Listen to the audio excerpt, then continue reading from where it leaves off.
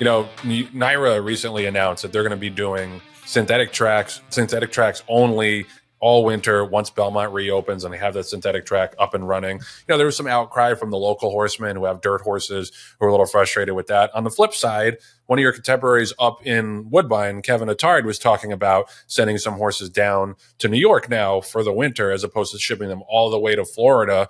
I assume you thought about this. Where are you at? What do you think that you might have a string in New York in the winter once they open that synthetic track? Oh, definitely. Yep. It being there, what I'll do is I'll send my synthetic horses there. We'll send our turf horses to South Florida. If it comes off the grass, we get to run on the synthetic as well. I'm sure Kevin will have horses there. Marty Drexler will have horses there. Bill Thronis. Those guys are big players in Canada. They have a lot of synthetic horses. I'm sure they'll end up in New York. I was having a conversation today.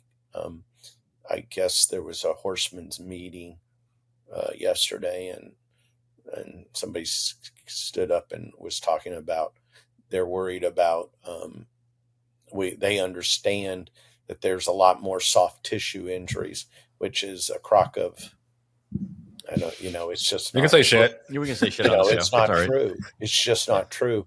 I think, Joe, that I don't think, I'm certain that there's nobody in the world that's trained more dirt horses and synthetic horses than me.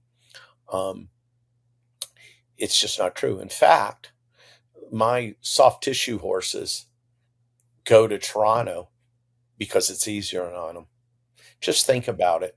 You have a tendon or you have a tendon. Well, all of you guys have walked on the beach. Walk on the beach. You walk in the loose sand. Your calves get sore. Your shins get sore because it pulls on you. But you walk down near the water, much easier to walk. That's what synthetic is. You bounce over it, and it's much.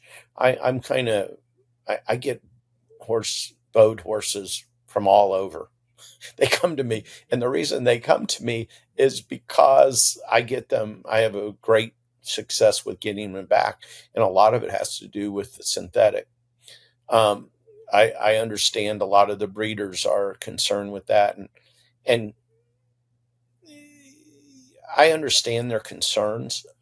But the truth is, you're going to get more starts out of your horses. Are there going to be some that are not going to like synthetic me just quite, as much as dirt? Maybe. But there are going to be a lot more horses that like synthetic than like dirt. Good example, I think we would all agree, one of the best dirt sires in the world is Curlin. I have a filly called Solo Album who won the grade 3 on Saturday on the Thorpedo. She cannot run a lick on the dirt.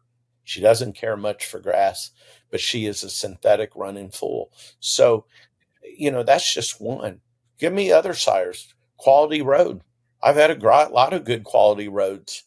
I don't really know of sire that I've ever thought that, they just hate dirt. So right. The breeders are scared because of the unknown. That's just not going to happen. The horses will be just fine. And one of the things that we mentioned last week on the show, Mark, was, the additional surface. You can look at it as it's giving these horses an additional opportunity to prove their value.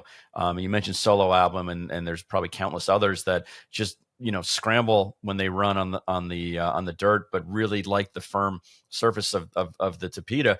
And I would think that it would elongate careers, or give horses additional opportunity to prove themselves, through the synthetic. So I think you're right. People are always concerned about the unknown, but couldn't you flip the script and look at it as, now, if your horse fails on the dirt and fails on the turf, you at least have one more opportunity to see if it can succeed? Yeah, and you know what, John? I could probably, if I went over my list of horses over the last, 5 years or 8 years, I could come up with 100 horses that showed absolutely nothing on the dirt. And you get them on the synthetic, and it's like, until you really are involved in it closely, you just can't believe the difference. Right. Mr. Oxley, John Oxley, who I've trained for years, he's like, Mark, it's amazing, because we would say, I don't know how many times we would have horses say at Churchill or it used to be Gulfstream. And I'm like, I just don't know what I'm going to do with this horse. He can't. And you put them on synthetic and Right. they love it. And you can sit there and say, oh, it's maybe easier at Woodbine. I've taken horses that, I've had maidens run second or third at Saratoga, and you take them up and you'll say, well, they're going to kick butt at Woodbine. Doesn't work that way. Right. It does not work that way. That's not the way it works. So, yeah, you're right, John. It just opens up another avenue. Look, if you have a horse this winter in New York, of course, not everybody has the luxury like we do of having different divisions to be able to move them around. But there may be there may be a couple. I would say to you this, and this is a large number that I'm talking about. I would say the horses that I find that don't like synthetic would be less than 5%. Right. Interesting. And I would say Right. that don't like dirt, probably 75%. Mm-hmm.